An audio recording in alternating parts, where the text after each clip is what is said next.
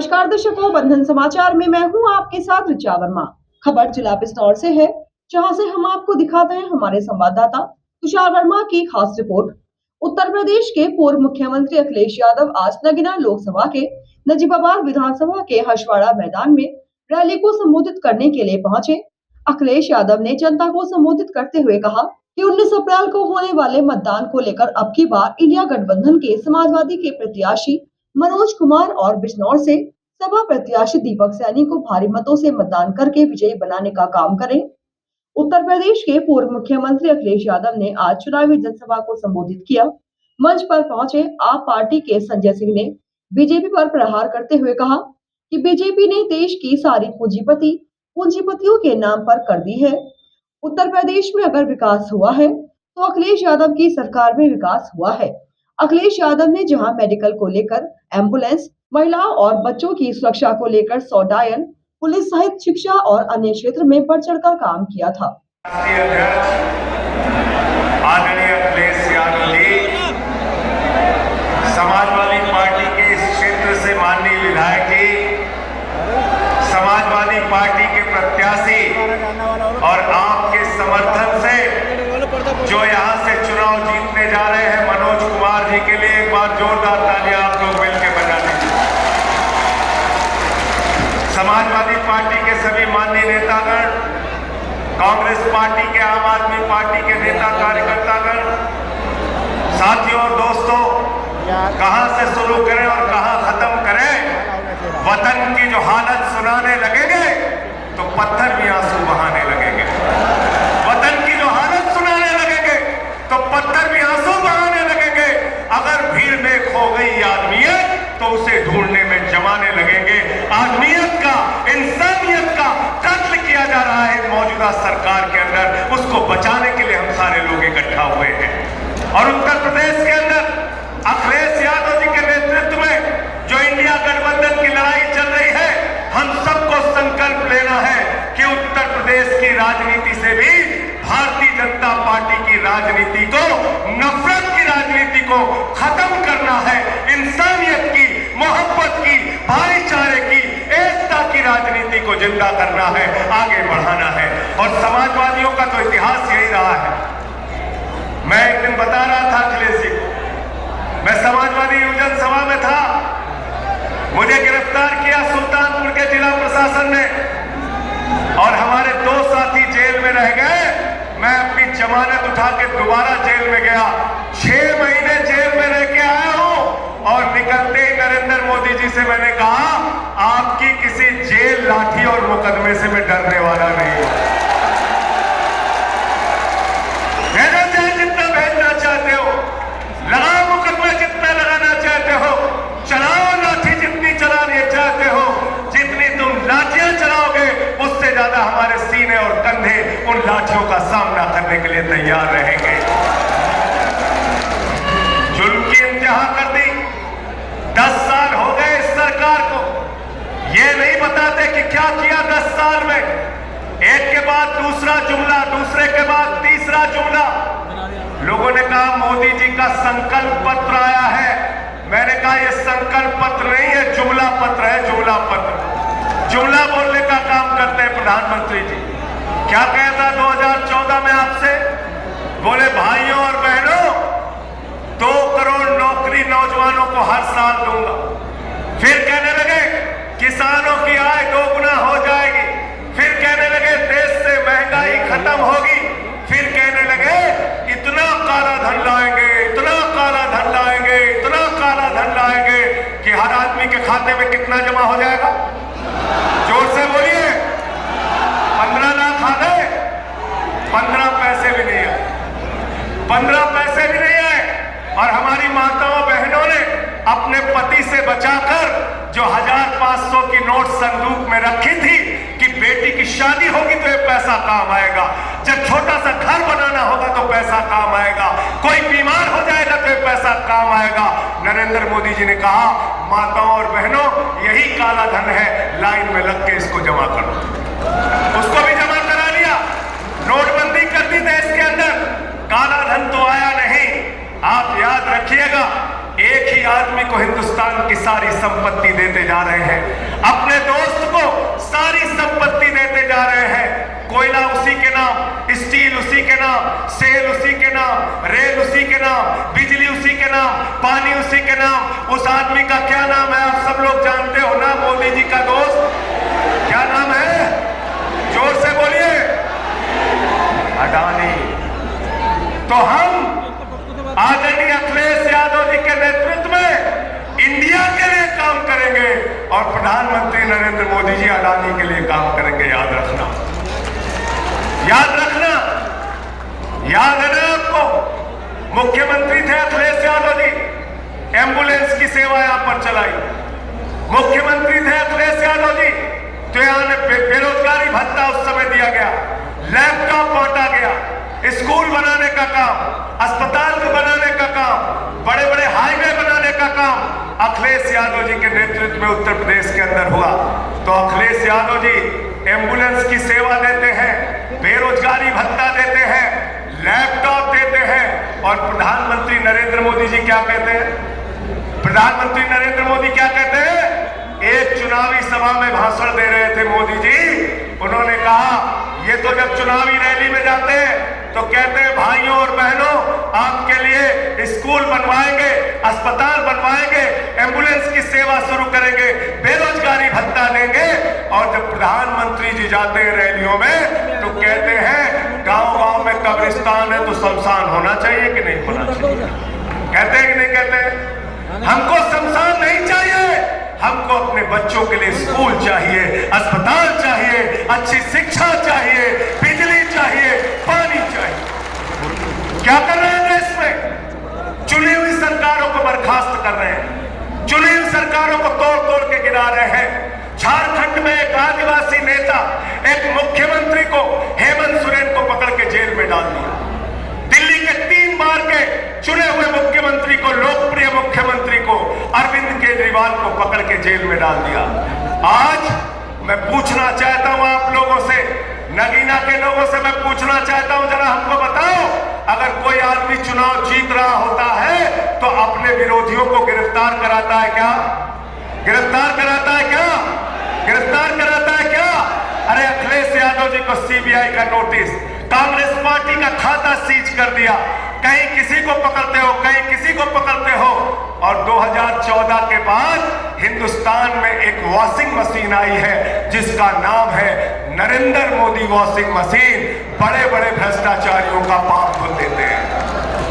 मैं आप लोगों से कहना चाहता हूं, पिछड़ों से, दलितों से, शोषितों से, वंचितों से, अल्पसंख्यकों से, आदिवासियों से, सबसे हाथ जोड़ के अपील है, बाबा साहब डॉक्टर भीमराव अंबेडकर ने, संविधान के निर्माता ने एक सबसे मजबूत संविधान और दुनिया का सबसे बड़ा लोकतंत्र हमको विरासत में दी है। हम अपना संविधान बदलने नहीं देंगे, चाहे अपने जान की कुर्बानी देनी पड़े। और संविधान अगर बदल गया तो याद रखना वोट की ताकत आपसे छीन ली जाएगी। संविधान अगर बदल गया तो याद रखना आरक्षण की ताकत आपसे छीन ली जाएगी। आरक्षण ये खत्म करेंगे, याद रखना वोट की ताकत खत्म करेंगे, चुनाव खत्म करेंगे, हिंदुस्तान में तानाशाही लाएंगे, किम जोंग का शासन यहां पर लाएंगे, पुतिन का शासन यहां पे लाएंगे। इसलिए मैं आप सबसे कहने आया हूं, मनोज कुमार को साइकिल पे बटन दबा के इतनी ताकत लगा दीजिए कि दूसरे प्रत्याशियों की आज जमानत जब्त हो जाए। समाजवादी पार्टी का प्रत्याशी, इंडिया गठबंधन का प्रत्याशी यहां से जीतना चाहिए। इंडिया गठबंधन का प्रत्याशी, समाजवादी पार्टी का प्रत्याशी जीतना चाहिए। मैं अंत में एक ही बात कह के अपनी बात को खत्म करूंगा। आज किसान दुखी है, नौजवान दुखी है, माताएं बहनें दुखी हैं, महंगाई की मार हम सब झेल रहे हैं। आज 750 किसानों की शहादत का हिसाब लेना है। मोदी जी ने 2014 में कहा था, भाइयों और बहनों घर से निकलना तो घर के सिलेंडर को देख के निकलना। इस बार मैं आपसे कहने के लिए आया हूं, नगीना के लोगों, आप लोग जब आप अपने घर से वोट देने के लिए निकलना तो घर का सिलेंडर जरूर देख के निकलना, घर का सिलेंडर देख के निकलना। अखिलेश जी कह रहे थे मोटरसाइकिल भी बता देना, मोटरसाइकिल भी देख के निकलना जिसमें 120 रुपए लीटर का पेट्रोल तुमने भरवाया। अपने वो सिंचाई का ट्यूबवेल भी देख के निकलना जिसमें 100 रुपए का डीजल आपने भरवाया, अपने घर का वो सरसों के तेल का डिब्बा देख के निकलना जिसमें 250 रुपए लीटर का तुमने तुमने सरसों का तेल खरीदा, प्याज महंगी खरीदी, आलू महंगा खरीदा, महंगाई आसमान पे पहुंच गया। महंगाई से, बेरोजगारी से, अशिक्षा से छुटकारा चाहते हो तो यहां से समाजवादी पार्टी के कैंडिडेट को जिता देना, समाजवादी पार्टी के कैंडिडेट को जिता देना। भाई मनोज कुमार जी के लिए दिन रात मेहनत करके, हो सकता है इस रैली के बाद अखिलेश जी दोबारा आपके बीच में रैली करने के लिए ना आए, उनको बहुत दूसरे क्षेत्रों में जाना है। एक एक कार्यकर्ता अखिलेश यादव बन के गांव गांव में जाएगा, 4 गुना ज्यादा मेहनत करेगा। आम आदमी पार्टी का कार्यकर्ता, कांग्रेस पार्टी का कार्यकर्ता और समाजवादी पार्टी को यहां से जिताने का काम करेगा, साइकिल को यहां से जिताने का काम करेगा। अखिलेश यादव ने जनता को संबोधित करते हुए कहा कि मनोज कुमार हमारे प्रत्याशी हैं। आप सभी लोगों से अपील है कि अब की बार भारी मतों से मनोज कुमार को मतदान कर विजय बनाने का काम करें। अखिलेश यादव ने सभा में आए सभी लोगों का धन्यवाद करते हुए अपना भाषण शुरू किया। अखिलेश यादव ने कहा कि आज चुनाव का आखिरी दिन का प्रचार प्रसार है। वोट वाले दिन आपको अपने घरों से निकलकर अपने प्रत्याशी को वोट देना है। हमने अपने कार्यकर्ता और समर्थकों की बात को मानते हुए अब की बार फिर से एक बार कांग्रेस और हमारा गठबंधन हुआ है और हमें भरोसा है कि इस गठबंधन को जनता जिताने का काम करेगी। आपने कांग्रेस को इतनी सीटें दे दी, हमने कहा कि मुझे गठबंधन करना था, इसलिए हमने 17 सीटें कांग्रेस की पार्टी को दे दी और हमें उम्मीद है कि इस बार उत्तर प्रदेश में 80 की 80 सीटें भारतीय जनता पार्टी को हराने का काम हम लोग मिलकर के करने जा रहे हैं। बताओ, पहले चरण में समाजवादी और कांग्रेस का माहौल बनाओगे आप क्या नहीं बनाओगे? कहीं ऐसा ना हो कि यहाँ की हवा कुछ और चलने लगे, कहीं ऐसा तो नहीं है? जो लोग 400 पार कह रहे हैं, बताओ 400 हराओगे उन्हें क्या नहीं हराओगे? और जिस तरह का उनका व्यवहार है, जिस तरह का उनका आचरण बन गया है, कोई जीत रहा होता है तो क्या वो किसी के साथ अन्याय करेगा? अगर ये 400 जीत रहे होते तो क्या ये दिल्ली के मुख्यमंत्री को झूठा फंसा करके जेल भेजते? अगर इनकी जनता का समर्थन होता, 400 सीधे जीत गए होते, तो क्या हमारे राज्यसभा के सांसद संजय सिंह को इतने दिन जेल में रहना पड़ता? इसलिए मैं आपसे अपील करने आया हूं, 400 जीतने रहे, 400 हारने जा रहे हैं। और जो लोग सपना देख रहे हैं संविधान बदलने का, जो लोग सपना देख रहे हैं संविधान बदलने का, मुझे पूरा भरोसा है न केवल आप इनको हराओगे बल्कि ऐसे 420 लोग जो संविधान को बदलना चाहते हैं उनको हरा करके आप एक संदेश देने का काम भी करेंगे। जो काम की बात कर रहे हैं, आज जो सड़कों पे एम्बुलेंस चल रही है, ये समाजवादियों की देन है। पुलिस को जो 100 नंबर दिया, बाद में 112 हो गया, ये समाजवादियों की देन है। आज आपके यहाँ 24 घंटे बिजली आ रही होगी, ये 24 घंटे बिजली इसलिए आ रही है क्योंकि समाजवादी लोगों ने उस समय काम कर करके दिखाया था, सब स्टेशन बना करके दिखाया। अगर सब स्टेशन नहीं बने होते तो आपको 24 घंटे बिजली नहीं मिलती। मैंने मुजफ्फरनगर में भी कहा और मैं बिजनौर में भी कहना चाहता हूं, हमारे साथी जानते होंगे, जितने सब स्टेशन समाजवादियों ने बनाए उसी का परिणाम है कि आज गांव-गांव और शहर में बिजली पहुंच रही है। न केवल सब स्टेशन बनाए बल्कि उत्तर प्रदेश में जो बिजली आज मिल रही है वो भी समाजवादियों की देन है। किसी और दल ने अभी तक 1 यूनिट बिजली भी बनाने का काम नहीं किया। यहाँ ये लोग किसानों को सपना दिखा रहे हैं कि किसान, हम इनके लिए आय दोगुनी कर देंगे। बताइए, इतने दिनों में कहीं आय दोगुनी हो गई हो तो बता, किसानों की आय दोगुनी हो गई हो तो बताएं आप। और जिस तरह के कानून ला रहे थे, अगर वो कानून लागू हो गए होते तो हमारा किसान बर्बाद हो गया होता। ये वही भारतीय जनता पार्टी के लोग हैं जिनकी सरकार में काले कानून लाने के लिए किसानों को संघर्ष करना पड़ा और लगभग 1000 किसान अपनी जान दिए हैं, शहीद हुए हैं। तब जाकर के भारतीय जनता पार्टी ने वो तीनों काले कानून वापस ले लिए। यही लोग कह रहे हैं कि इन्होंने भंडारण की व्यवस्था कर दी है। मैं आपको बताना चाहता हूं, ये भंडारण सरकार की तरफ से नहीं हो रहा है। ये प्राइवेट लोग जो बड़े बड़े उद्योगपति हैं वो भंडारण का इंतजाम कर रहे हैं। और अगर ये दोबारा सरकार में आ गए तो हो सकता है वो ऐसा कानून ले आए जिससे हमारे किसानों के भी अधिकार छिन जाए, उनको एमएसपी कहीं न मिल जाए। इसलिए इस समय पर हम आपसे निवेदन और अपील करने आए हैं। न केवल किसान को इन्होंने धोखा दिया है, बल्कि हमारे नौजवानों को भी इन्होंने धोखा देने का काम किया। लगातार जितनी परीक्षा हुई हैं, सब परीक्षाएं इनकी लीक हो गई। कोई परीक्षा हमारा नौजवान दे नहीं पाया। जिन नौजवानों ने तैयारी की, पढ़ाई लिखाई की, कोचिंग की, और कोचिंग के बाद जब परीक्षा देने गए तो पता लगा पेपर लीक हो गया। और इस सरकार में कोई एक पेपर लीक नहीं हुआ है।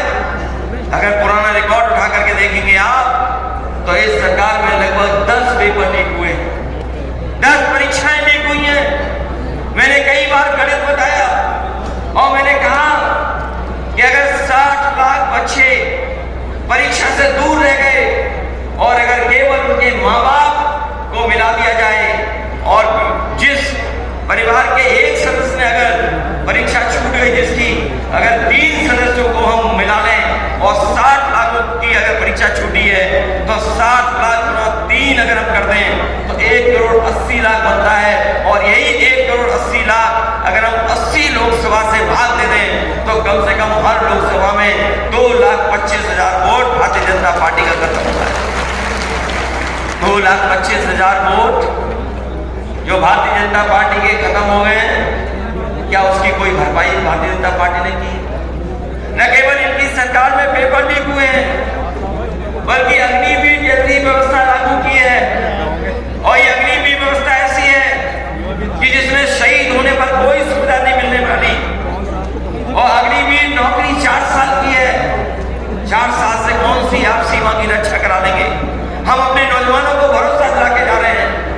कई बार हम लोगों ने मन से कहा और फिर कहते हैं कि जब कभी भी इंडिया गठबंधन की सरकार बनेगी, अग्निवीर जैसी व्यवस्था नहीं होगी। जिस तरीके से पुरानी हमारी व्यवस्था थी कि पक्की नौकरी कर करके हमारा जवान सीमा पर रक्षा करता था, उसी तरह का इंतजाम करने का काम करेंगे। आज 5 बजे के बाद प्रचार नहीं होगा और जो हमारे साथी हैं जो मन बना चुके होंगे या हमारे कार्यकर्ता नेता साथी है वो तैयारी करेंगे आज के दिन। और जब वोट का दिन आएगा उस दिन वोट पड़वाने की भी आप लोग तैयारी करेंगे। इस क्षेत्र में मैं पहले भी आया था एक बार, मुझे याद है कि मैं यहाँ शुरू में क्रांति रथ लेकर के आया था। अभी जो मंच पे हमें साथी दिखाई दे रहे हैं वो कम उम्र के थे, हम लोग भी कम उम्र के थे। लगभग 12 साल बाद दोबारा आने का मौका मिला है। ये गलती हम लोगों की भी है, हमारे समाजवादी साथियों की भी है। मैं अपने नजीमाबाद के साथियों से कहना चाहता हूं कि चुनाव के बाद जब परिणाम अच्छा आ जाए तो एक कार्यकर्ता सम्मेलन जरूर करना, जिससे कि उन कार्यकर्ताओं का हम लोग सम्मान कर सके जिन कार्यकर्ताओं ने बहुत जिम्मेदारी से और ईमानदारी से वोट डलवा करके पार्टी को जिताने का काम किया। जहां आज हम लोग आपसे मदद और निवेदन करने आए हैं, आखिरी दिन वहीं सहारनपुर से लेकर के पूरे वेस्टर्न उत्तर प्रदेश में प्रचार हो रहा है। कांग्रेस पार्टी का भी रोड शो चल रहा है सहारनपुर में। आपका हमारा कार्यक्रम यहां पर है, इसके बाद मुझे मुरादाबाद में जाना है। एक बात तो मैं कहना चाहता हूं कि इस बार पश्चिम से हवा कुछ और चल रही है।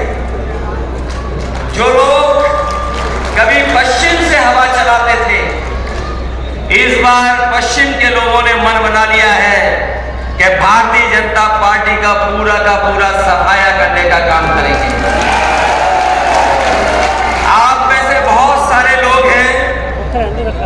जिन्हें जानकारी होगी कि मुजफ्फरनगर का भी चुनाव समाजवादी पार्टी के पक्ष में है, कैराना का भी चुनाव समाजवादी और गठबंधन के पक्ष में है, आपका सहारनपुर भी चुनाव पक्ष में है, बिजनौर भी पक्ष में है और हमें पूरा भरोसा है नगीना वालों पर कि ये चुनाव भी समाजवादी और गठबंधन के पक्ष में मतदान करने का काम करेगा। वैसे तो मैंने बहुत गठबंधन किए हैं।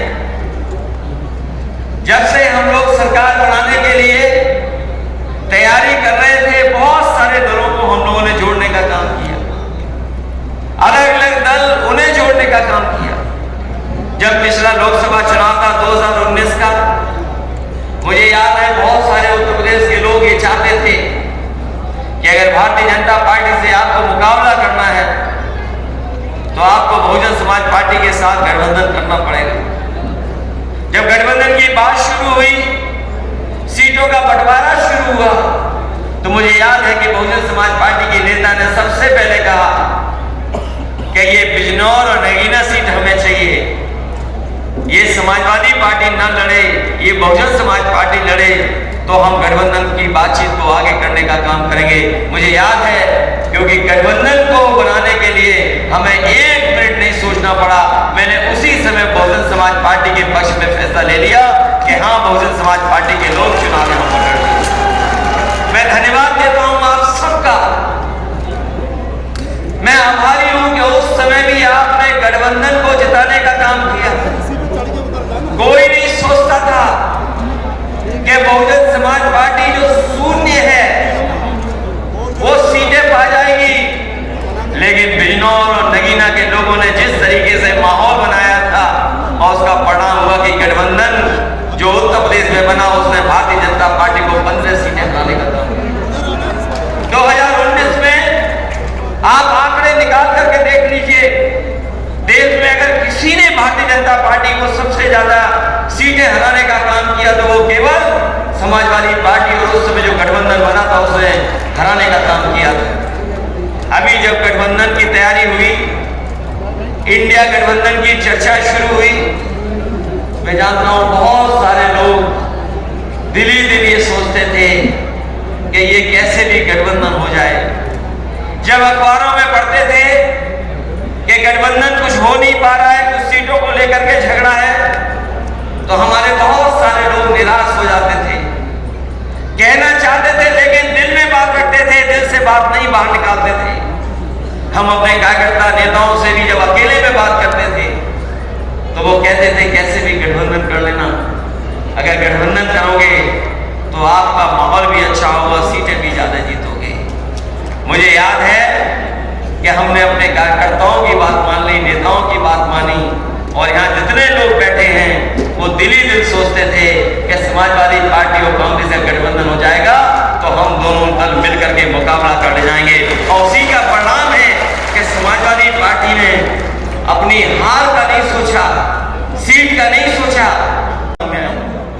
और सहयोग मांगने आया हूं। यहाँ के लोगों ने हमेशा गठबंधन और भारतीय जनता पार्टी को हराने का काम किया है। भारतीय जनता पार्टी जो संविधान बदलना चाहती है, वही हमारे गठबंधन के लोग संविधान को और मजबूत बनाना चाहते हैं।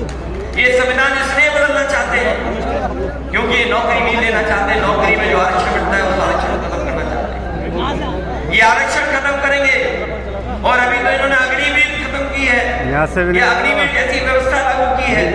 हो सकता है सरकारी नौकरियां भी इसी तरीके से लागू, आउटसोर्स शुरू कर दिया है।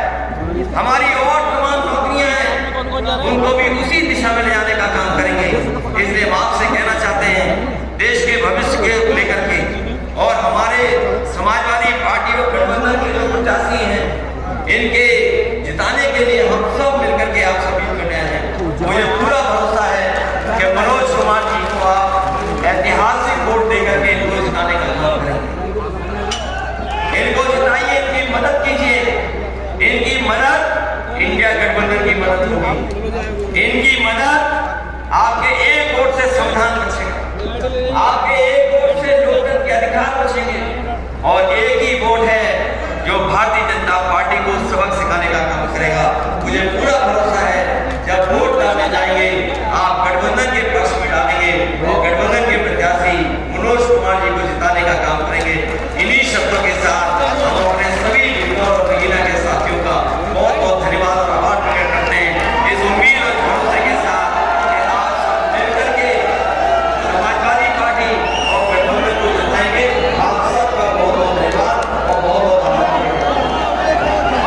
और इसी के साथ जुड़े रहे बंधन समाचार के साथ।